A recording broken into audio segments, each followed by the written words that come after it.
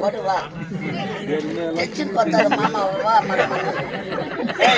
நாங்க என்ன ஏமாந்த சுத்திட்டு இருப்பேன் அவங்களை அழைச்சிட்டு வந்து படுத்துக்கோ. அவங்க பக்கத்தெல்லாம் ஆள் படுத்துங்கிறாங்க. கட்டி எனக்கு ஒரு முத்தம் தரம் இருக்கு. முத்தம் தரணுமா? டி முன்னத்தண்டா ये क्रैप कोई